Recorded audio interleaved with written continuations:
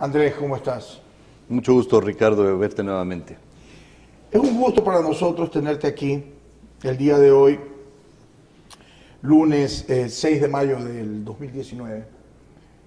Esta es una cita realmente que amerita tu comparecencia aquí y te agradezco porque hayas acudido a ella. Y vamos al grano. ¿Cómo es tu relación con Guillermo Lasso? Guillermo sigue siendo mi amigo, lo será siempre, le tengo gran afecto, una gran admiración, enorme aprecio. Él me honró escogiéndome como su fórmula presidencial. En mí representada una enorme cantidad de personas que estuvieron en las calles. No es que él eligió a Andrés Páez, eligió a esas personas que combatimos en las calles a la dictadura de Correa. Y eso siempre será objeto de gratitud para Guillermo y por supuesto para él, para su familia, siempre mis mejores deseos. En el plano afectivo siempre será mi amigo a quien le diga y le repita mi afecto, y obviamente él y yo sabemos distinguir los temas afectivos personales de los temas políticos. Qué bueno, qué bueno. Dime una cosa. Febrero 19 de 2017 y abril 2 de 2017. Jornadas históricas para este país. ¿Qué sientes al escuchar eso?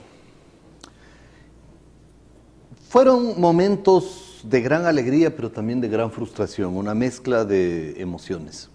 Me parece que hicimos una gesta cívica que logró demostrar ante el mundo lo que había pasado. En las 24 provincias del país. Un fraude monumental. Y aquí hay que añadir algunas cifras a esta discusión. En el Brasil acaban de votar hace pocos meses 100 millones de personas. 100. Aquí en el Ecuador en el 2017 votaron 11,5 millones de personas. En Brasil votaron 100 millones de personas.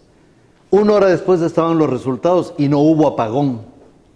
En Colombia votaron hace poquito 23 millones de personas. En 1 hora y media estaban los resultados y no hubo apagón. En México acaban de votar más de 80 millones de personas. En 2 horas estaban los resultados y no hubo apagón. Apagones no hay en ninguna parte del mundo. En Chile, el actual presidente Piñera acaba de ser elegido. 1 hora después de los comicios, ya la perdedora o el perdedor estaba reconociendo su triunfo. 1 hora después ya teníamos los resultados. Es decir, solo en el Ecuador se acuñó la franquicia chavista del fraude informático combinado con el fraude en las mesas, porque el fraude tuvo 2 etapas. En las mesas, cuando salían las papeletas de las urnas, ¿no?, donde estaban los votos para Lasso y Páez, le rayaban al lado, entonces anulaban. Y sacaban las papeletas en blanco y le ponían el voto a Moreno. Entonces, esa fue la primera parte del fraude. Pero no les alcanzó, Ricardo. No les alcanzó. Entonces, tenían preparado el fraude informático. A las 6 de la tarde salen unos resultados. 40 minutos después aparecen otros resultados, pero se habían apagado las máquinas. Resulta que en el segundo momento, luego que se reconectan las máquinas, aparecen los resultados en una página diferente. Pero ya no en la página del Consejo Electoral, sino en una página truculenta del Consejo Electoral, que no era del Consejo Electoral, sino de quienes habían instrumentado el fraude. Y previamente, si tú te recordarás, hubo una grabación famosa, pues. Sí, claro. De un caballero, de Alvarado. Alvarado, que le decía a Pozo, le decía, me apagas, y unas procaces palabras. Esa grabación ahí quedó y quedará para la historia. El insolente empleadito de Correa, que además Mangas lo deja desubicado. Por Mangas. Porque Mangas les dice a sus coidearios, miren, perdimos la primera y perdimos la segunda vuelta. Con un desparpajo que es verdaderamente inverosímil. Ya gobernando, ¿no? pues. Ya estaban montados en el gobierno ilegítimo. Y dice, perdimos la primera y perdimos la segunda vuelta. Y ahí estaba Carvajal. Y ahí estaba un montón. Los gobernadores estaban ahí, en esa reunión. Y todos se quedan desconcertados. Y resulta que efectivamente el propio Mangas reconoce que hicieron un fraude monumental. El gobierno es ilegítimo, yo siempre lo he dicho. Es cierto que hay cosas meritorias, ¿no? Al menos no han secundado todas las acciones de la peligrosa banda criminal dirigida por Rafael Correa. Bueno, hay que reconocer que ha sido un acto meritorio. Pero eso no les quita lo de ilegítimos. Siempre será para la historia un gobierno fraudulento. No tenían plan de gobierno. Ni siquiera tenían gente con quien gobernar. No tenían plan de Lo que gobierno. tenían eran miembros, peligrosos delincuentes, miembros de una banda que operó durante 10 años en el Ecuador, dirigida por el capo llamado Rafael Correa, ¿no? Y ese capo tenía un elenco de comensales de Carondelet que estaban acostumbrados a agachar la cabeza y a levantar la mano. Increíble. Y todos ellos habían sido reciclados. Entonces, como eran los más mediocres, apenas se hacía el escándalo de corrupción o de un fracaso, pero así monumental en la gestión, cuando quedaban en evidencia su carencia de argumentos, de formación, de profesionalismo, De moral. de ética, entonces ahí les convertían en embajadores. Entonces pasaban un tiempo de embajadores y luego les traían al Consejo de Participación, Verdad es. ¿no? Y en el Consejo de Participación, como no había quien más, les fabricaban una carpeta y le ponían al uno de fiscal, al otro defensor del pueblo, al otro defensor público, al otro de superintendente. O sea, fue una máquina de reciclamiento de mediocres durante 10 años y esos son los resultados. Claro, ojo, ¿no? Esta banda criminal dirigida por Correa tenía un objetivo clarísimo, que era Perpetuarse. saquear al Ecuador. Perpetuarse. No solo perpetuarse, pero ellos, el propósito de perpetuarse en el poder fue posterior, porque lo que ellos querían era saquear al Ecuador, como efectivamente De lo hecho, hicieron. no está hecho. No te olvides de que en el año 2015 ellos se dan cuenta que habían saqueado los fondos del Estado y dicen, a ver, siguiente paso, No, pues, el patrimonio de las familias. Sí, pues, Por eso lanza Correa la idea de la herencia y plusvalía. ¿Te acuerdas del claro, impuesto a la herencia y le plusvalía? empezó a bajar el precio del petróleo. En septiembre salió en rueda de prensa, desesperado. Pero y eso fue a fines del 2014 que comienza a tambalear el precio del petróleo. El 2015 en mayo, el 24 Ahí de fue mayo, cuando ya hay un control. Correa dice no, vamos a poner la ley de herencia y Sí, plusvalía. sí. ¿Qué era para qué? Para robarse el patrimonio de las familias. Porque ya habían saqueado el Estado. Y dicen, ¿y ahora qué nos falta saquear? Las familias. Entonces fueron. Y ahí es cuando yo decido convocar al pueblo a las calles para protestar en contra de ese despropósito. ¿Verdad es? Y ahí es que el 14 de junio del 2015 vamos en esa marcha victoriosa al aeropuerto de Quito y le decimos al tirano que sobrevolaba por ahí, le decimos, aquí no vas a aterrizar. Se fue a Manta. Aquí eres indeseable. Se fue a la Tacunga. A la Tacunga. Ahí terminó en la Tacunga, totalmente amargado por no haber podido aterrizar, y al día siguiente apareció, hizo 2 sabatinas en un lunes. Estaba el tipo descompuesto. Sí. Obviamente había tomado más de sus 25 pastillas diarias, en ese día creo que había tomado el doble, ¿no? Y el tipo estaba tan descompuesto que decide retirar la ley de herencia y plusvalía. Pero ¿qué es lo interesante de esto? El pueblo se anota la victoria, el pueblo de Quito levanta la bandera de la victoria, Claro. pero dice, a ver un ratito. La ruta viva era Esto, full. esto no es solamente por la ley de herencia y plusvalía. Eso le dijo el pueblo de Quito. Aquí vamos a seguir en las calles, porque esto es por los 8 años de abuso y aquí no te vas a salir con la tuya. Y el pueblo continúa de pie en las calles, al extremo, Ricardo, que el 2 de julio, cuando llegamos al centro histórico, éramos 91,000 personas. Sí. En el centro histórico. Y estos delincuentes salían como ratas escapando de Por alcantarillas. atrás. Claro, llevándose las computadoras, los Por papeles, atrás. y con el dron les grabamos lo que hacían. Escapaban. Que confiese Correa algún momento. Que confiese en qué país estaba ese día. Con sus ministros. Y que confiese Correa a quién ordenaron matar. ¿A quién ordenaron matar? Y ya mismo ya mismo se fuga uno de los ministros que sabe perfectamente esta historia. ¿Cómo y quiénes le recomendaron a Correa medidas ya extremas, que era mandar a matar a Andrés Páez? Correa lo sabe. Correa tarde o temprano tendrá, cuando ya esté en la cárcel, tendrá que confesar eso. Que lo confiese él antes que confiese uno de sus ministros que estuvo ahí y que era el encargado de la operación asesinato de Andrés Páez. Él tiene que en algún momento decir la verdad. Es decir, aquí nos jugamos la vida por el país. Y no me arrepiento, lo volvería a hacer. Sí. Pero sí le pusimos un freno, impedimos que el Ecuador se convierta en la nueva Venezuela. Es verdad, es verdad. Muy bien. Dicho esto, lo que me queda preguntarte, y yéndome hacia atrás, ¿qué te dice una fecha? 1 de julio 2016. Ese fue el encuentro de Baños. Fue un encuentro en donde estuvimos proyectados, teníamos 1.800 personas. Realmente llegaron 2.800 personas. Yo fui invitado ahí, yo estuve ahí. Sí. Y todos fuimos con sus propios medios. Mucha gente llegó en su carro, sí, pagó su hotel. Sí, sí. Fue un encuentro verdaderamente cívico de la gente que había protestado en las calles. Hay algo que quiero inquirir ahí yo. Tú, el 1 de julio, y eso está documentado, eso está en Instagram, tuviste una visión que no la tuvo nadie, y si alguien la tuvo, nadie la dijo. Y esa visión fue que dijiste públicamente a la prensa nacional y extranjera que tú te resistías a creer que estos iban a entregar el poder. ¿Te acuerdas? Claro, claro, totalmente. Eso fue como adelantarme a los hechos. Lo que pasa, Ricardo, es que en ese entonces ya lo advertí. Una cosa es ganar las elecciones, otra cosa es que te entreguen el poder. Claro, ¿no?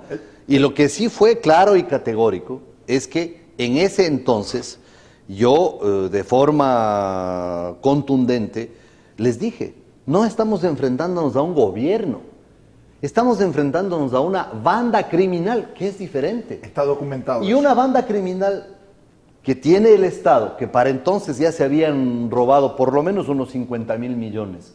No es que iban a decir, señor, ustedes nos ganaron las elecciones, tomen el poder, métanos nomás a la cárcel. Eso no iba a pasar, pues era una ingenuidad pensar una cosa de esa naturaleza.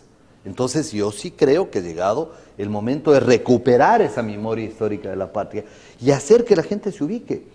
Ubicarse significa que la gente entienda que la lucha del poder en el Ecuador en el año 2017, en esas elecciones, era de la gente de bien que quería recuperar la patria en contra de esta banda criminal que había elegido un sucesor sin pronosticar que el sucesor después haría casa propia, ¿no? Digámoslo, para decirlo de alguna manera.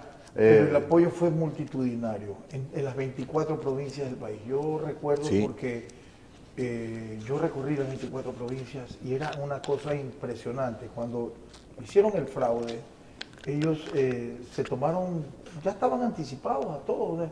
Fulano va a ganar, hay declaraciones de eso. Fulano va a ganar, aquí no va a haber segunda vuelta. ¿Te acuerdas que decían que no? ¿Te acuerdas de que está en el CNE en febrero? Las jornadas del CNE. Pero hay otros elementos, Ricardo, que además quiero comentar que todo esto que estamos hablando va a constar en un libro que ya estoy escribiendo. De hecho, acabo de terminar el primer capítulo. Se llama El fraude, el libro. Porque hay que dejar un documento para la historia. Me alegro haber pegado. La gente tiene que entender lo que pasó y los entretelones del fraude. No nos olvidemos, Ricardo, que antes de las elecciones del 2017, viene al Ecuador un oscuro personaje llamado Tibisay Lucena, la presidenta del Consejo Electoral de Venezuela, y viene con unas maquinitas para el voto inteligente, que no se atrevió Pozo a instalar. Porque un piloto. Sí, pero ¿por qué? Porque Alvarado se da cuenta de esto y dice, oye, de todas maneras vamos a hacer el fraude, pero sin las maquinitas, porque las maquinitas es demasiado evidente. Entonces vamos a hacer el fraude igual. Así que no nos preocupemos de poner las maquinitas. Y claro, el apagón electoral refleja de que efectivamente hubo ese fraude que trastornó la voluntad popular de un país entero que quería que quería una transformación, que quería un camino diferente al de Venezuela. Bueno, de hecho, hoy las cosas son clarísimas, pues, ¿no? Tenemos, según los datos del INE que están publicados hoy día en el periódico, en todos los diarios, tenemos 5 millones de personas que no tienen un empleo formal. Así es. 5 millones. 6 de cada 10 ecuatorianos no tienen acceso a un empleo pleno, es decir, no ganan 13º, no tienen un ingreso mensual fijo, no tienen seguridad social. Y la situación económica, ¿no? es terrible. Y quiero decir una cosa, yo estoy en desacuerdo con el tratado o con el convenio con el Fondo Monetario Internacional. ¿Cómo así? Estoy en desacuerdo porque un país, para salir de la crisis, tiene que apostarle al crecimiento económico. Claro. Subir los impuestos, por ejemplo el IVA, es un impuesto regresivo. ¿Por qué? Porque el IVA lo pagan todos. Supongamos que esta mesa cuesta 100, supongamos. ¿Ya? Una persona que gana $500, por comprar esta mesa, paga $12 de IVA, ¿no es cierto? El 12%. Claro. Y una persona que gana $5,000, paga $12. Es decir, el IVA le impacta ¿a quién más? A los pobres, a los que menos ingresos tienen. Así es. Entonces, incrementar el IVA es un absurdo, es algo que no podemos permitir. 3 puntitos quieren incrementar. Sí, pero lo que está haciendo el Fondo Monetario Internacional es apostar a endosarle la crisis a las familias ecuatorianas. Y nosotros no podemos permitir. Nosotros planteamos de que la crisis, se sale de la crisis apostándole al crecimiento económico. Y para que haya crecimiento económico hay que reducir, por ejemplo, los aranceles. Pongamos un ejemplo, ¿ya? Esto tiene llega al Ecuador y cuesta 100, ¿ok? Tiene un arancel del 20%, es decir, pasa a costar 120. Producto más arancel, 120. Viene el SRI por acá, ¿no? Y a esto le cobra IVA, 12%. Si mi memoria no, si mis matemáticas no son buenas, que me disculpen, pero ya estamos en algo así como $136. Entonces, esto que costaba inicialmente 100, ahora ya cuesta 136. Entonces, viene un señor que es el comprador de esto y le dice, yo le quiero comprar esta cosa. Y yo le digo, cuesta 150. Ah, perfecto. Sobre 150 vuelve a pagar el IVA, 12%. ¿Ya? Y la ganancia que yo tengo por traer este producto de fuera, como yo tengo que pagar al que me vendió de Colombia, por decir, para poderle pagar, tengo que pagar el 5% de la salida de capitales. ¿Qué significa? Que desde la época de Carlos Marx Carrasco, nos están robando a los ecuatorianos, porque aquí se paga por este producto un arancel, que es un tributo. Sobre el arancel se paga el IVA, que es otro tributo, es decir, tributo sobre tributo. Cuando le vendo esto, le pagan otro tributo, es decir, el tercer tributo sobre el mismo producto. Y luego para sacar esto del el rendimiento, para pagar a mi proveedor de fuera, se vuelve a pagar otro tributo. Significa que en una sola importación se pagan 4 tributos. Y luego el nuevo dueño de esto le quiere vender a un tercero y le tiene que pagar nuevamente el IVA. Es decir, aquí hay que entender que el Ecuador es un estado en donde los tributos han ahogado a la gente. Yo no ofrezco convertirle al Ecuador en un paraíso fiscal, pero sí ofrezco que el Ecuador deje de ser un infierno fiscal, porque el Ecuador es un infierno fiscal. Es terrible. Aquí te cobran impuestos hasta por sonreír. Te estoy poniendo un ejemplo del día a día, pero podríamos poner muchos otros ejemplos. Por ejemplo, una universidad va a producir un libro. Resulta que para producir el libro tiene que pagar impuesto al papel. El Ecuador es uno de los pocos países del mundo donde se paga impuesto al papel. Por favor. Es decir, aquí tenemos que entender que si queremos que la gente no esté en las drogas, en el trago, en el vicio, tenemos que darle libros para que la gente se eduque. Y la primera cosa que hay que hacer es quitar el impuesto al papel. ¿Quién puso el impuesto al papel? Correa. ¿Para qué? Para quebrar los periódicos, pues. ¿Y por qué quería quebrar los periódicos y las revistas? Vistazo, Vanguardia la quebró. ¿Por qué quería hacer eso Correa? Para que haya la verdad oficial, ¿no es cierto? Para que digan solo lo que yo digo, que es la vieja tesis del fascismo, ¿no? Del fascismo chavista. Entonces hay que quitar el impuesto al papel.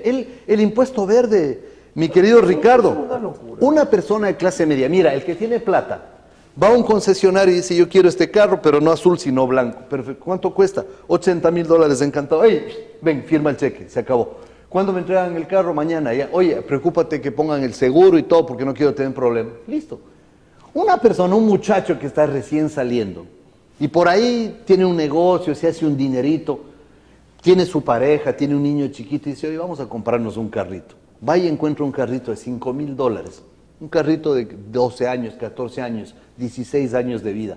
Que todavía funciona, no como para la vuelta a la República, pero como para ir hasta playas, hasta Salinas, para hacerlo herramienta de trabajo, porque en el carrito pueden andar vendiendo cositas, los cosméticos, esto y lo otro. Resulta que su carrito, impuesto. Impuesto por querer progresar. O sea, el Ecuador tiene 63 impuestos 63 diferentes. No podemos vivir en un infierno fiscal. Y resulta que el FMI ahora nos dice que hay que subir los tributos. Y yo les digo, hay que bajar los tributos. Porque claro, cuando bajas tributos, bajas aranceles, impulsas al sector productivo y tienes un número mayor de consumidores. La idea es producir más, la idea es incentivar la producción, la idea es quitar tributos, la idea es suprimir el impuesto de salida de capitales, la idea Bueno, es... a ver, el impuesto a la salida de capitales es un impuesto que le calza a una pequeña cantidad de la pero- población, sí. que es más creciente por las compras en Internet, Sí. pero no es como el IVA. El IVA es absolutamente El IVA es regresivo. terrible. Ah, y por cierto, ya me han de decir, pero es que en Alemania el 17% del impuesto es al IVA. Ah, a ver, un ratito. ¿Cuánto es el ingreso anual de un alemán? Claro, 50.000 euros. claro. Ingreso anual, 50.000 euros. ¿Cuánto es el ingreso anual en el Ecuador promedio? $6.000 promedio. Claro. O sea, la diferencia es simplemente... Bueno, son las recetas. Ah, pero además, en Alemania, las vías de comunicación son de primer orden. No aquí, pues, que tienes que andar, ¿no? No, pero es que tienen... Espérate un ratito, que decían que Segundo. tenían carretera, decían. No necesitas educación privada, porque la educación pública es 5 estrellas. No necesitas tener un seguro médico privado. ¿Sabes por qué? Porque vas a un hospital y te atienden Excelsior, ¿no? Sí. O sea, no te ponen una pistola en cada semáforo, pues, como aquí sucede. Y resulta que nosotros tenemos más tributos que en Alemania, menos ingreso per cápita que Alemania, y encima me hablan diciendo, pero es que compara, pues, en Alemania es el 17%, señores, el 17% en Alemania, pero ¿comparado con qué, pues? ¿Verdad? Así es. Entonces sí creo que hay que entender que el Ecuador, el Perú, nuestro vecino, crecimiento económico, en paz descanse Alan García, le apostó al crecimiento económico. ¿Qué hizo? Aranceles abajo, al 2%, los aranceles. ¿Qué es lo que pasó con la economía peruana? Subió. Comenzó a crecer. Y todos los agoreros del desastre que decían, no bajemos aranceles porque dejamos de recibir dinero, ¿qué es lo que dijeron los economistas peruanos? Muy inteligentes. ¿Saben qué? Hay que apostarle al volumen de las compras. Hay que tener más compradores. Hay que tener gente con más salarios. ¿Sabes por qué? Porque la economía es un círculo virtuoso. Claro, dinamizas la economía. Yo creo que a los empresarios hay que perdonarles una parte del impuesto a la renta por una razón. Porque si un empresario le quitas impuesto a la renta a cambio de generación de empleo, ¿qué es lo que hace la gente con sus salarios? No es que va a ir a Panamá, pues a Suiza a poner la plata, no, pues. ¿Qué es lo que va a hacer? Comprar leche, harina, huevos, atún, fideo, azúcar, zapatos, camisas. Sin embargo, le acaban de subir los precios del gas a los empresarios que tienen maquinaria que trabaja con gas, lo cual es terrible porque les incrementan los costos de producción. Es que, Ricardo, el Ecuador es 40% más caro que Perú y Colombia para supuesto. producir. Es una barbaridad. Por supuesto. Entonces, ¿qué es lo que yo digo? Señores, no firmen el acuerdo con el Fondo Monetario Internacional. Más bien digámosle al Fondo Monetario Internacional que nos ayude, como le acaba de ayudar a la República del Congo. Del Congo. ¿Sabes tú Leí que ayer. en el Congo acaban de renegociar los contratos con la China? Con China. ¿Pero qué hacen los señores del Congo? Le piden al Fondo Monetario Internacional, ustedes ayúdennos a renegociar los contratos con la China. Y aquí quiero hacer un señalamiento importante. Señores del gobierno y señores del gobierno chino, ¿hay alguna razón para no renegociar los contratos petroleros? La única razón podría ser que en estos contratos hayan coimas enormes, no justificadas, que tal vez están en ese disco duro de ese embajador que manejaba las relaciones del Ecuador con China, o de China con el Ecuador y con otros países supuestamente bolivarianos, pero que en el fondo eran fascistas. Ese embajador que está preso, condenado a muerte en la China, podría decirles a ustedes quizá que el obstáculo sea que hubo demasiadas coimas, ¿no? O que hubo unas coimas sobredimensionadas, porque si no, no se explica. Lo que hay que hacer en este momento es renegociar los contratos con la China con tres aspectos. Pero perdón un ratito. Pero debería de abrirse, pues, todos los contratos con China. Sí, claro. ¿No los quieren abrir? No, es que además hay una precisión de orden jurídico. La reserva de los contratos petroleros es al momento de la negociación. Pero una vez firmados ya no pueden ser reservados. ¿Pero por qué si es nuestro dinero. ¿Pero por qué de gobierno a gobierno? ¿Por qué de gobierno a gobierno el presidente Moreno no le pide al presidente chino? Eso es lo que hay que esclarecer. ¿Por qué no le pide? Eso es lo que hay que esclarecer. Eso es lo que hay que los esclarecer. libros, díganos qué es lo que está pasando. Que se abran los contratos. Si todo fue transparente, pues abran los libros. Que además renegociemos el interés. No puede ser un interés superior al 6%. Claro. Que nos den años de gracia. El Ecuador quiere salir de la crisis, pidan 3 años de gracia en la renovación de los contratos chinos. ¿Ya? Y plazo. No podemos tener un plazo tan extenuante como los que tenemos. Es decir, para solucionar los problemas de la economía, lo único que se necesita es ser imaginativos. Pero eso de ir a decir, vean, dennos nomás la plata, no importa lo que tengamos que hacer, dennos la plata. O sea, hay un error de concepto. Una cosa es tener plata como caja chica para gastar ese rato.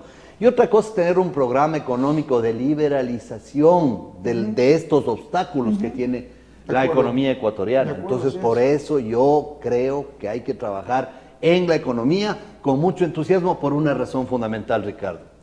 Nuestra obligación es exigirle al gobierno que el costo de la crisis y del gran latrocinio del correísmo no sea endosado a las familias ecuatorianas, sino que los verdaderos rateros sean exigidos a que devuelvan lo que se robaron, que sean metidos en la cárcel para que se siente un precedente y que las medidas económicas sean para darle oxígeno a las familias ecuatorianas, no para cargarle más tributos a las familias ecuatorianas, especialmente a los más pobres.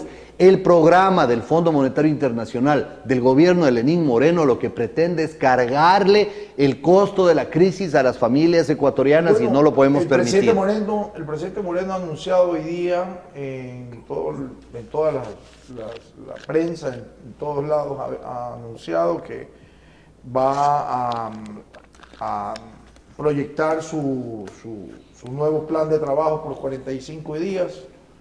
Es un plan de trabajo que lo va a llevar adelante el vicepresidente de la República, que va dirigido a la producción. Yo no entiendo de qué es lo que están hablando, yo quiero entender eso.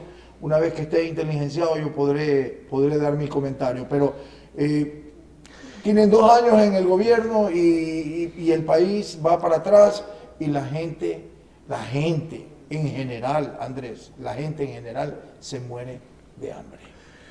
Ojalá resulte bien lo que están haciendo. O sea, sinceramente espero que resulte bien.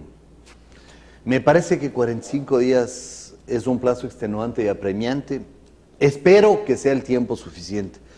Espero que consideren las recomendaciones de gente muy entendida en temas de manejo de crisis económica. Espero que se quiten la venda de los ojos de esos economistas clásicos que dicen solamente el endeudamiento nos va a sacar. Pero un ratito, pues, si el país está en los 80,000 millones de deuda externa y quieren más deuda, ¿para qué? Para que el hueco sea más profundo. Pero aquí, ¿cuál es el problema? ¿Quién paga la deuda? Eso es lo que hay que preguntar. ¿Quién paga la deuda? Pagan los ecuatorianos, los más pobres. Entonces no podemos seguir endosándole el costo de la deuda a la gente más pobre. Clarísimo. Y ahora vamos al siguiente punto. Odebrecht.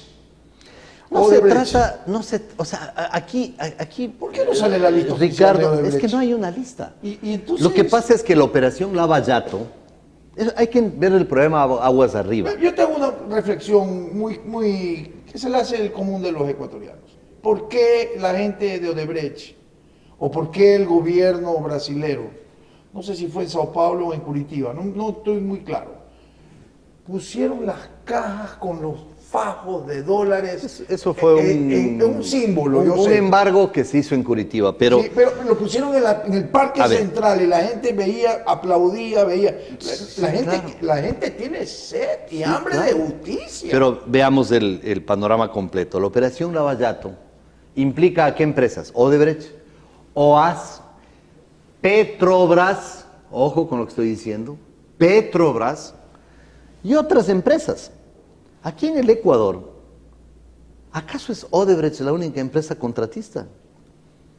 Odebrecht no llega al 5% de la contratación. ¿Dónde están los contratos de OAS? Y hay que preguntar quién es el apoderado en el Ecuador de OAS. ¿Qué pasó con todos los negocios de Andrade Gutiérrez?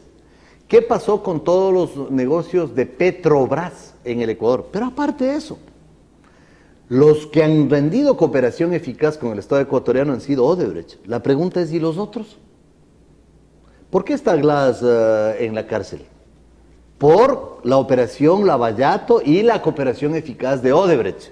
La pregunta es, ¿dónde están las otras empresas que hagan cooperación eficaz? Pero hay algo más. Las empresas chinas, pues. Comenzando por Sinohydro. Sinohydro es la que construye la central hidroeléctrica Coca-Codo Sinclair. La pregunta es, ¿cuándo van a hacer cooperación eficaz? Las compañías chinas. Ah, cierto. ¿Y las compañías rusas? Por ejemplo, la que está en el proyecto Toachi Pilatón. Ah, cierto. ¿Y la compañía china que está en el proyecto hidroeléctrico del Zitanizagua en la provincia de Zamora? O sea, que vean que estamos bien informados, que nosotros sabemos por dónde le entra el agua al coco, como dice en nuestro pueblo, y que sabemos cómo los que eran hasta ayer pata al piso y que ahora tienen unas tremendas naves y viven en unas mansiones, ¿de dónde sacaron? Está bien lo que hace la Fiscalía con el caso de la doctora Martínez, pero ahora falta mucho trabajo por hacer. ¿Qué es lo que hizo Galo Chiriboga? Nada. ¿Qué es lo que hizo Carlos Vaca? Esconder la cooperación eficaz de Odebrecht. Eso es lo que hizo Carlos Vaca. Pero una cosa más, Ricardo. Acaba de saltar el escándalo de Arroz Verde 513, ¿no? Una operación que se ha convertido en un desafío para la medicina del Ecuador especialmente. ¿Cómo así? Porque ha tenido un efecto anulante en la lengua y en las cuerdas vocales de Virgilio Hernández, de Gabriela Rivadeneira, la señorita o señora Pavón, Baroja, Carlos Marc Carrasco, el Corcho Cordero, toditos están calladitos, ¿no?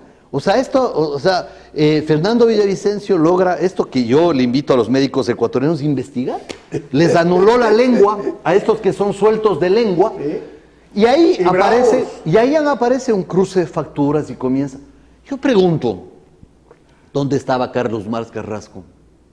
Ah, ¿y dónde estaba Leonardo Orlando? Porque Leonardo Orlando se inventa una factura de $900 para meterle a la cárcel a mi hermano. Y le juzgan durante 10 meses y le obligan a estar con un grillete 10 meses. Y le meten en esas celdas de la planta del subsuelo de la Fiscalía. Pero antes de eso le hacen posar esposado para las redes sociales de Alianza País. Todo eso hizo Leonardo Orlando. Y resulta de que él no ha visto más de 14 millones de dólares en todas estas facturas. O sea, ¿dónde estaba Leonardo Orlando? ¿En qué estaba? ¿En qué estaba Carlos Marc Carrasco? ¿Dónde estaba el fiscal Galo Chiriboga? Te doy un dato. Ayer, en la noche, revisé un Twitter del señor Correa, en la cual felicitaba al señor Leonardo Orlando porque ya había sido oficialmente declarado ganador de la prefectura. Y que iba a continuar con la obra de la Revolución Ciudadana. O sea... A ver, la obra de la Revolución Ciudadana en Manabí, 3.600 millones se recaudaron. Quiero darte un dato. Están construyendo 11 puentes a desnivel en Manta. No tengo nada en contra del progreso de Manta, todo lo contrario. Soy feliz si Manta progresa. Cada ciudad del país que progrese yo soy feliz. Pero 11 puentes a desnivel. Y todavía hay 5.000 personas en Bahía durmiendo en carpas. Y todavía hay 5.000 personas durmiendo en los campamentos instalados hace 3 años con ocasión del terremoto en Pedernales. Y todavía hay gente durmiendo en carpas en Jama. Y todavía hay gente durmiendo en carpas en Canoa. Y encima de eso, estos sinvergüenzas hablan las obras de la Revolución Ciudadana. A ver, mega obras para el mega robo. Eso es lo que la gente tiene que entender. Las escuelas del milenio, Ricardo, unos monumentos blancos ahí, botadas en la serranía, ahí en un paraje de la serranía. Sí, increíble. Oye, totalmente subutilizadas, pero los niños sin poder acceder a su escuelita comunitaria. Las niñas que caminan 2 horas violadas en el camino, violadas. Por eso yo digo, aquí hay que investigar 1.300 casos de violación a esos niños pobres. Aquí tiene que haber mano dura contra estos rateros sinvergüenzas que permitieron 1.300 atropellos en contra de niños y acabar con todas esas normas que protegen a los delincuentes. ¿Y sabes qué, Ricardo? Entender que el problema del Ecuador está aguas arriba. Hay que tirar a la basura un contrato social fraudulento que es la Constitución de Montecristi. Un contrato social fraudulento, hecho a la medida de un dictador. Pero no les calzó, tampoco les calzó. Pero ni eso les fue suficiente. Pero lo que nosotros como ecuatorianos exigimos es tener una constitución. Claro. No de 500 artículos ni de 400, no. De 100 artículos, pero hecha para la familia ecuatoriana. Razonable, así es. Porque el correísmo rasguñó las entrañas de la patria. Nos fue haciendo una tajadura en el alma del Ecuador. Y nosotros necesitamos recuperar una constitución que sea para las familias, no para un dictador mediocre y atormentado. Y mal dormido también. ¿Qué te dice el nombre de la doctora Pamela Martínez? Todo el mundo sabía en lo que andaban. Pero si Pedro Delgado en marzo del 2017 hace una declaración pública, hace un video en plena campaña electoral previo a la segunda vuelta. Yo lo puse en Twitter. Pedro Delgado dice, vean, la señora Pamela Martínez es la que recoge la plata. La que maneja la chequera de Rafael. ¿Y quién era fiscal en ese entonces? Galito. Galo Chiriboga. ¿Por qué no hizo nada Galo Chiriboga? ¿Por qué no hizo nada Galo Chiriboga? El tío Galo. Eso es lo que hay que preguntarse. ¿Por qué no hizo nada Galo Chiriboga? ¿Por qué no hacen nada ahorita? Contra toda esta gente. Bueno, ahora por lo menos vemos de que hay un principio de acción que hay que felicitar y reconocer. ¿Por qué? Porque el Código Integral Penal es una normativa hecha por el correísmo para fraguar la impunidad. Y se inventan esta figura de anunciar los cargos. Entonces el fiscal dice, le vamos a formular cargos al Patiño. Entonces, claro, lo que hace el Patiño es largarse. Obvio, ¿no es cierto? Entonces hay que cambiar eso, pues. Antes de que la fiscalía anuncie que van a formular cargos, meterles a la cárcel, embargarles los bienes, prohibirles la salida del país. Es lo que hay que hacer. Al revés. Pero aquí la fiscalía hace una gestión que yo aplaudo. Martínez, cuando pretende marcharse, ¡tororum!, le cogen preso. Muy bien. Y resulta que le formulan cargos a ella. Me parece que eso hay que felicitar. Pero eso tiene que hacerse con los demás integrantes de esta banda dedicada a la malversación del dinero. Entiendo que están en eso. Ojalá que... Ojalá. Y todos los ecuatorianos vamos a aplaudir eso. Así es. Entiendo que están en eso. Hay algo más que se me está quedando en el tintero y que no quiero que se me quede en el tintero.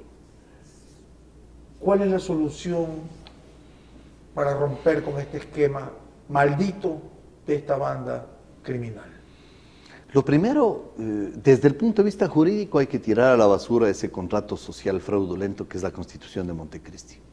En segundo lugar, hay que pensar en medidas categóricas y urgentes que yo no entiendo por qué el gobierno no ha tomado.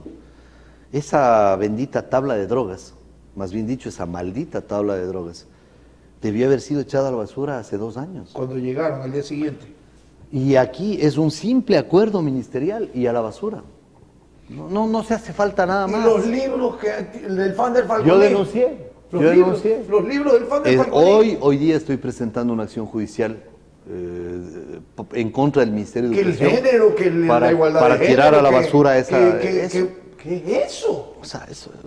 Mira, yo creo que las personas tienen derecho a una opción sexual, a un credo, al que quieran. Está bien. Pero no se puede permitir que vayan a una escuela a decirle a un niño de 7 años, oye, a un niño de 7 años que no sabe la diferencia entre un helado de mora y uno de chocolate, Así es.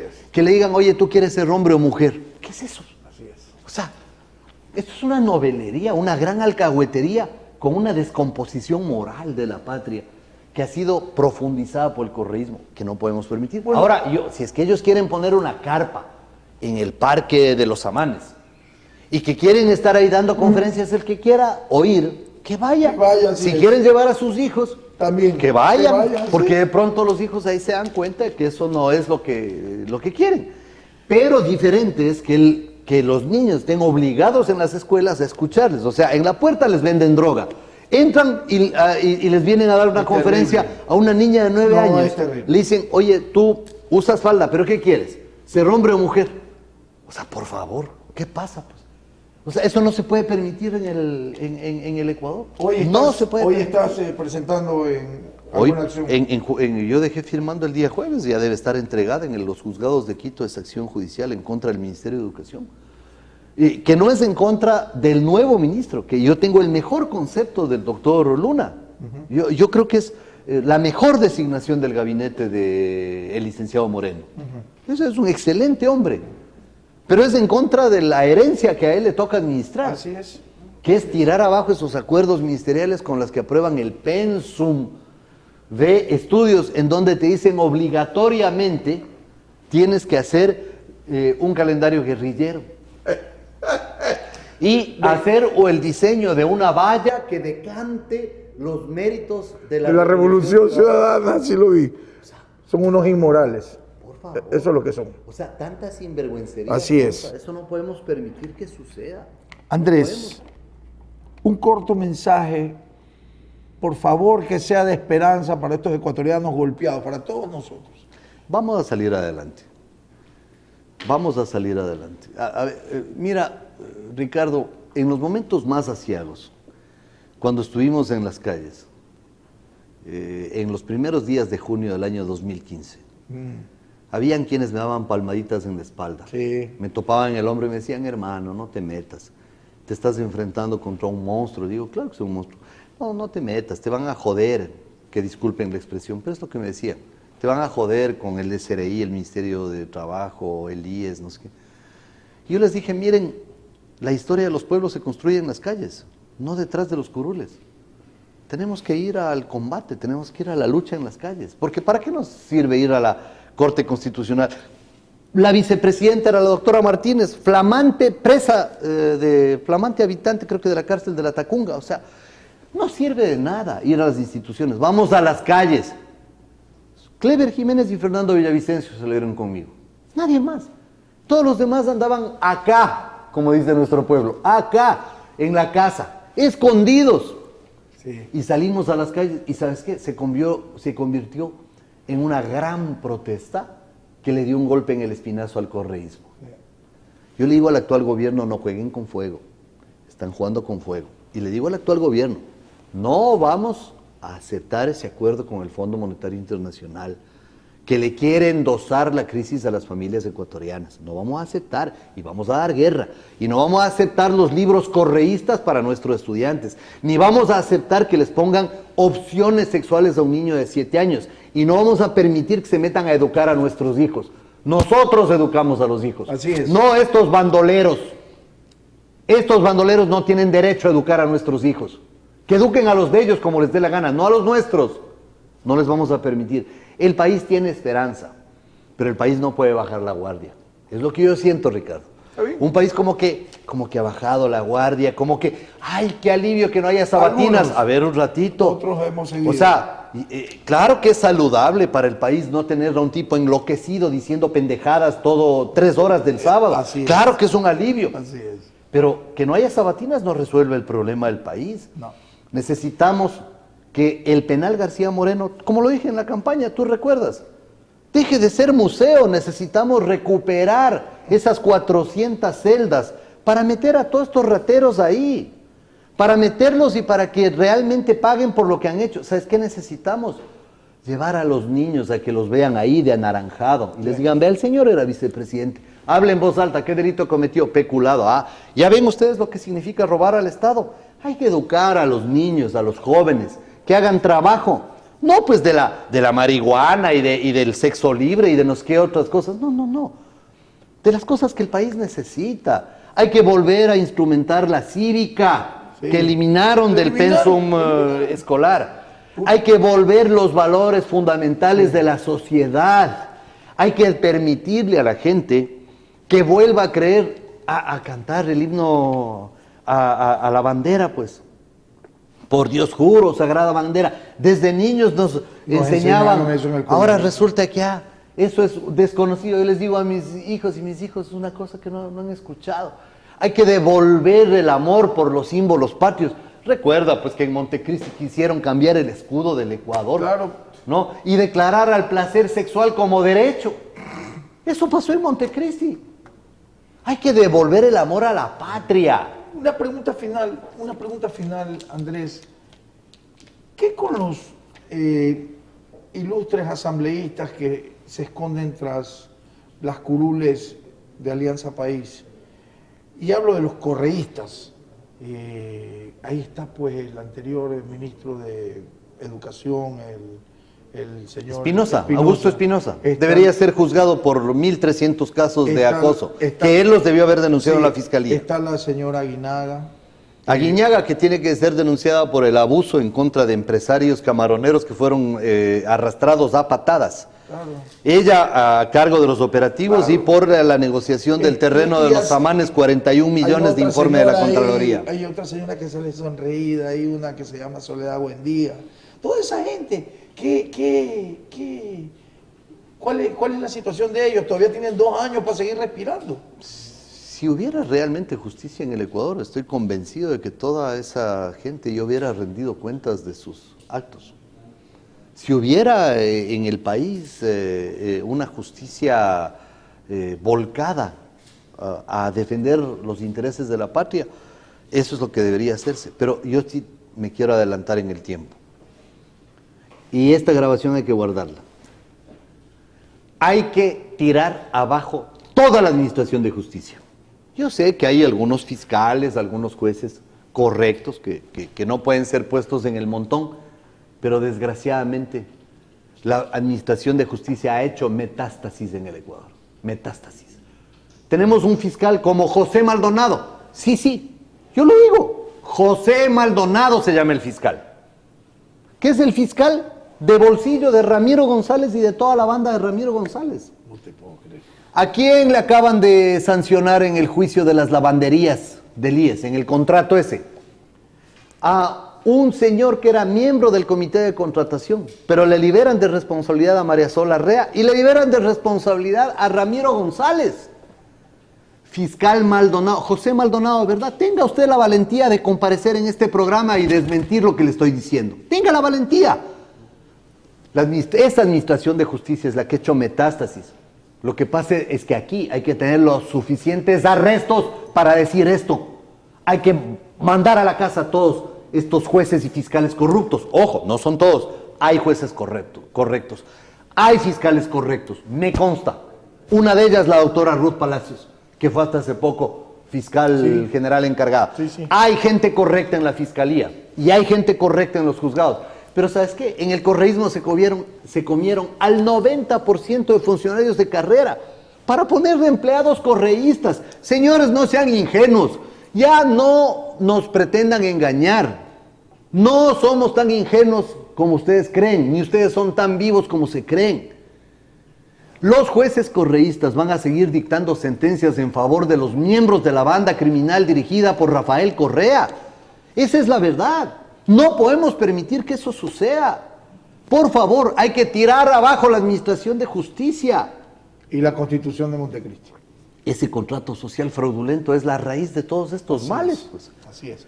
Andrés, tengo que despedir el programa. Qué lástima. Es una Pero habrá lástima. una segunda ocasión. Habrá una segunda oportunidad, te lo prometo. Hemos hablado y es muy difícil cerrar después de toda tu comparecencia, pues flamante. Y queremos agradecerte por el espacio, por el tiempo. A ti, Ricardo. Y por la deferencia, ¿no? No, a ti, Ricardo, por en permitirme todo caso, estar pues, quedamos para la segunda parte y si podemos ir a una tercera parte, pues vamos a una tercera parte. Ojalá, Dios mediante, que así sea. Y muchas gracias por la oportunidad.